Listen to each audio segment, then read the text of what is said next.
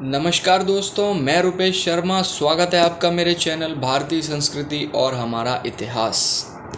दोस्तों, आज हम बात करेंगे मुगलों की और उनके प्रशंसकों की कट कॉपी पेस्ट मोनोपोली पर। इन्होंने कुछ नहीं किया है, सिर्फ कट कॉपी पेस्ट किया है इतिहास से। मुगल और उनके प्रशंसक, इन्होंने ना एक बहुत बड़े एजेंडे पे काम किया है इस देश में। जैसे कि फॉर एन एग्जाम्पल आप देख सकते हैं कि आपको इस देश की विडंबना देखिए। आप इस देश में आपको अकबर रोड, बाबर रोड, मुगल सराय स्टेशन, यहाँ तक कि देशद्रोही मानसिंह नाम से भी रोड मिल जाएगी, पर आपको यहाँ राणा सांगा, राणा कुंभा, वीर महाराणा प्रताप, शिवाजी महाराज, इनके नाम पे आपको कुछ नहीं मिलेगा।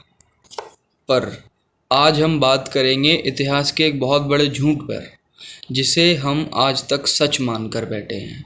और बहुत से लोगों के मन में से एक भ्रम निकाल देना चाहता हूँ कि लोगों का और आधी से ज़्यादा जनरेशन जो आजकल यूथ हैं वो ये मानते हैं कि अकबर ने 40 से ज़्यादा राजपूत राजकुमारियों से शादी करी थी। और ये जोधा वोधा का नाम का बहुत बड़ा दिखावा चलता रहता है। फिल्म बनती हैं, सीरियल बनते हैं, पर ये सब का सब एक तरफा झूठ है। इन्होंने अपनी कट कॉपी पेस्ट मोनोपोली पे ही काम किया है अब तक, और मैं इसके आपको सबूत भी दूंगा, ऐसी बात नहीं है।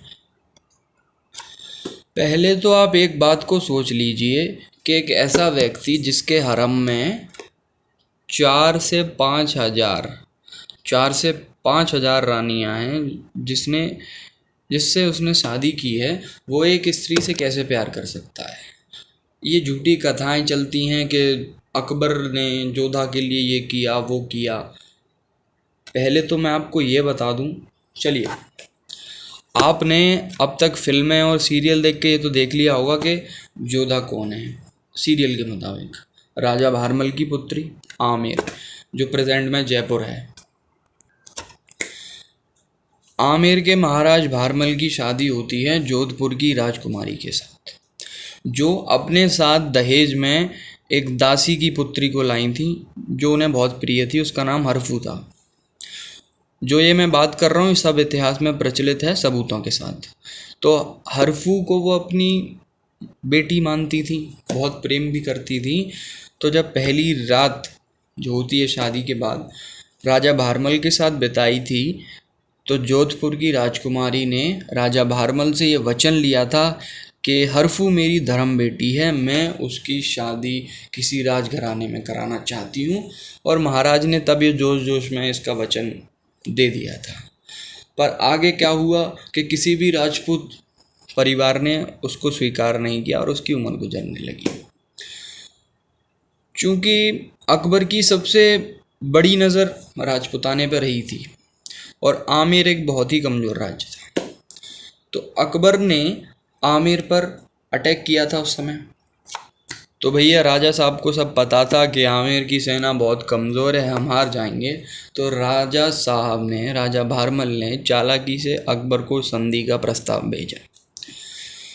जब अकबर आमेर किले में आए तो उन्होंने जानबूझकर, राजा भारमल ने अपनी बेटी, जो नाटक किया जा रहा था हरफू का नाम जोधा बताया, क्योंकि ये सबको पता था कि राजा भारमल की पुत्री जोधा है, तो उसका नाम जोधा ही बताया। और अकबर के सामने जानबूझकर उसे पेश किया गया मिलवाने के लिए। अकबर भैया ठहरे गंदी सोच और नीची सोच वाले आदमी, एक ही काम सोचते हैं वो। तो अकबर ने संधि के रूप में ये प्रस्ताव रखा कि आपको अपनी इस बेटी का विवाह मेरे साथ करना होगा। यही तो राजा भारमल चाहते थे कि ऐसा ही कुछ हो। बड़ी चालाकी से हरफू की शादी जोधा बना के अकबर के साथ कर दी गई थी। ठीक है ना, एक दासी की बेटी की शादी करी थी, ना कि किसी राजपूत वीरांगना की। पहले तो ये आप अपने दिमाग से निकाल दीजिएगा। और तब भी समझ में ना आए तो आप अकबरनामा पढ़ सकते हैं। अकबरनामा में ये सब प्रचलित है, उसको तो मानेंगे ना आप। अब बात करते हैं जोधा का क्या हुआ था। अब रही बात जोधा के अस्तित्व की, तो हरफू, जिसे जोधा बना के अकबर के साथ भेज दिया गया था, उसकी शादी के बाद राजा भारमल ने मेड़ता के राव दूधा के बेटे रतन सिंह के साथ जोधा की शादी कर दी थी चुपचाप उस समय। आप जाइए और मेहरता का इतिहास पढ़िए, सब कुछ आपकी समझ में आ जाएगा। रही बात, अब आते हैं हम कट कॉपी पेस्ट कैसे हुआ। इतिहास में अगर किसी राजा ने हिंदू हिंदू राजाओं में शादी करी थी 40 राजकुमारियों के साथ, तो एक ही कांड हुआ है अब तक, महाराणा बप्पा रावल।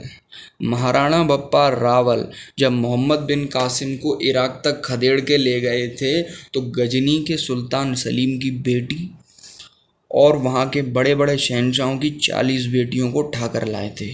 यह है हमारा इतिहास जो आज तक दबाया गया है। इसको आप पढ़िए और समझिए कि हम क्या हैं और हमारा अस्तित्व क्या है। ये सब तो चलता रहेगा, इन लोगों ने जो आज तक काम किए हैं सिर्फ झूठ फैलाया है। लेकिन आज की बात करें तो भारत सरकार इन सब चीज़ों पर काम कर रही है और जल्दी आप सच पढ़ेंगे, वो सच जो हमसे आज तक छिपाया गया है।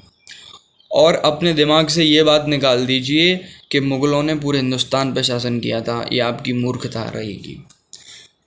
मुग़ल घुसे सिर्फ दिल्ली तक, दिल्ली उनके पास रही थी। इधर मराठा उनके बाप बने बैठे थे, तो इधर राजपूत उनके बाप बने बैठे थे। इधर उधर कहीं नहीं भटक पाए थे, वो बीच में दिल्ली में ही रहे हैं, तो दिल्ली के ही शासक रहे थे। बाकी आपसे मेरे हाथ जोड़ के ये निवेदन है कि सतर्क रहें और सच पढ़ें। और आगे ही कुछ ऐसे रोचक तथ्य जानने के लिए मेरे साथ जुड़े रहें। मेरे चैनल को लाइक और सब्सक्राइब करें। हर हर महादेव। जय महाराणा, जय जय महाराणा।